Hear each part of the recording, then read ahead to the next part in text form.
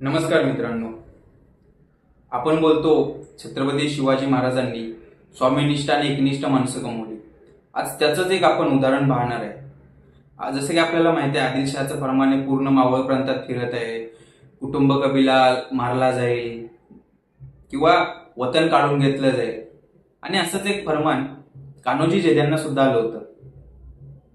जीव आणि संसार वाचवायचा असेल तर खानाचे पाय धरावे लागतील. आणि याचाच विचार कान्होजी करत होते. आणि कुणास ठाऊक काय झाले, कान्होजीने आपल्या 5 मुलांना आवाज दिला. कमरेला समशेरी बांधल्या गेल्या आणि कान्होजींचा घोडा निघाला सरळ शिवापुरात येऊन थांबला छत्रपती शिवाजी महाराजांच्या समोर. आणि कान्होजींनी पोचल्यानंतर महाराजांना मुजरा केला. महाराजांना खानाच्या फरमानाचा मजकूर वाचून दाखवला.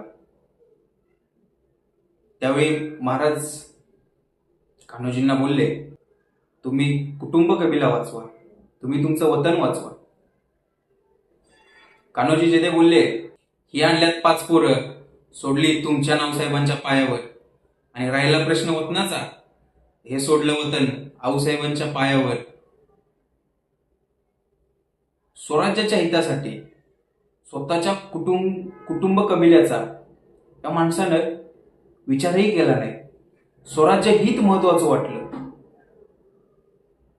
अशी खूप उदाहरणं आहेत आपल्या इतिहासामध्ये एकनिष्ठ आणि स्वामीनिष्ठतेची, जे आपण या जगाला देऊ शकतो.